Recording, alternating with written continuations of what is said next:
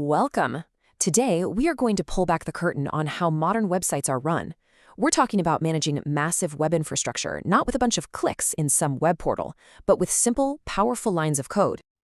So, have you ever really stopped to wonder how a site like Netflix or Amazon can serve millions of people all at the same time, all over the world, without completely melting down? It kind of seems like magic, right?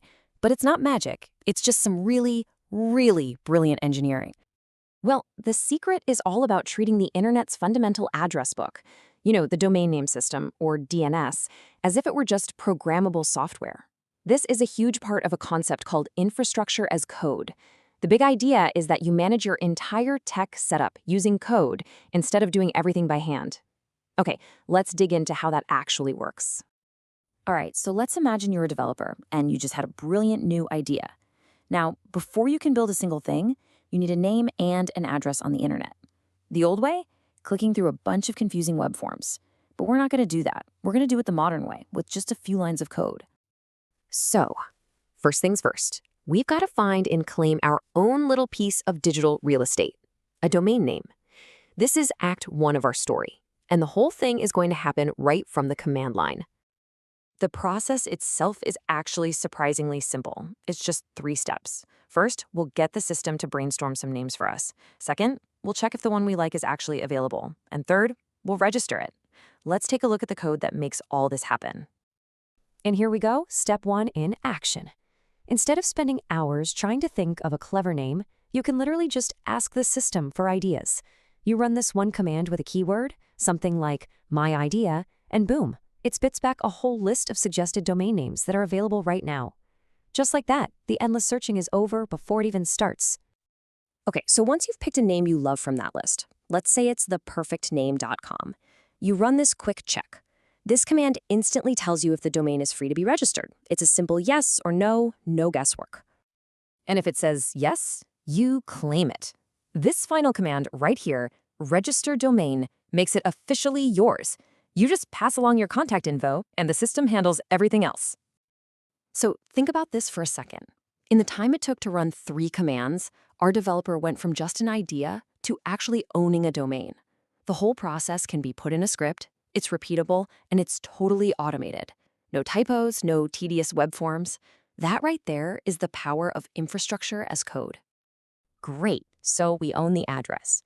But, an address is pretty useless if it doesn't actually point to a house. So now we need to tell the internet where our website actually lives. To do that, we need something called a hosted zone. Honestly, the easiest way to think of this is like a digital file folder for your domain.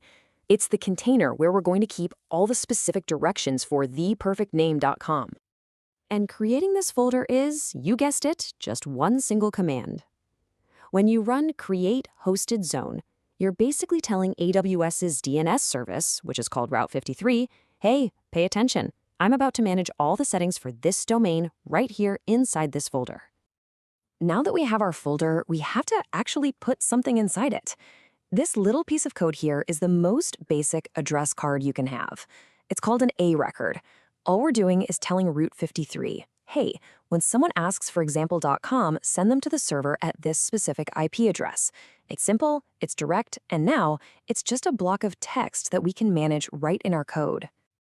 Okay, but this is where things get really cool.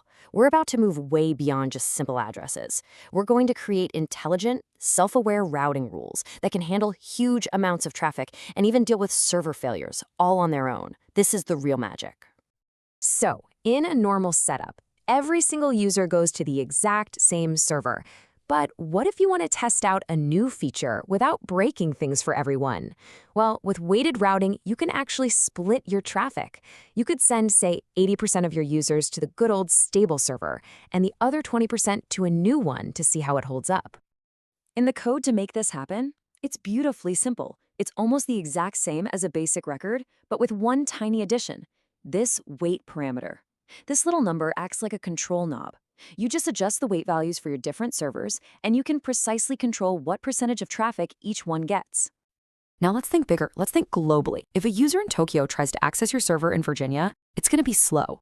Latency routing totally solves this. It intelligently figures out where a user is coming from and automatically sends them to the server that's geographically closest, giving them the fastest possible experience. So how does it work? It's all right here in the code. You create a bunch of records for the same domain, but you just tag each one with a specific AWS region.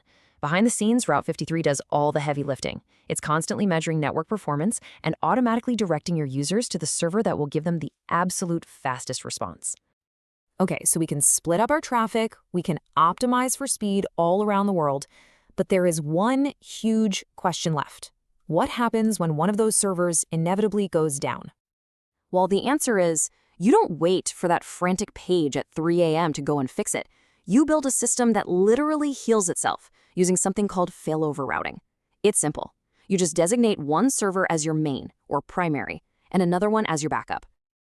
And the setup in the code is just as straightforward. We define two records, we mark one as primary and the other as secondary. Now, the absolutely crucial part is this health check ID. Think of it like a little monitor that is constantly checking the pulse of your primary server. The second that health check fails, Route 53 automatically, and I mean within seconds, stops sending traffic there and reroutes everybody to the secondary server. Your users, they never even noticed there was a problem. So, let's take a step back. We've just walked through registering a domain and setting up some incredibly sophisticated traffic routing, and we did it all with simple text-based commands.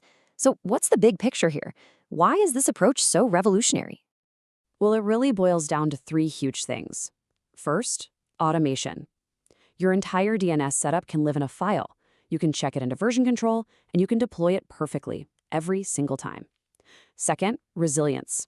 Like we just saw with failover routing, you can build systems that automatically recover from failure.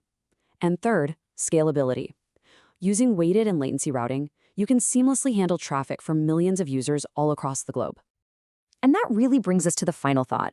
We've just turned one of the most fundamental pieces of the internet, its address book, into a simple piece of code. So the real question to leave you with is this. If you can do all of this for DNS, what else in your infrastructure can be defined, automated, and perfected with code?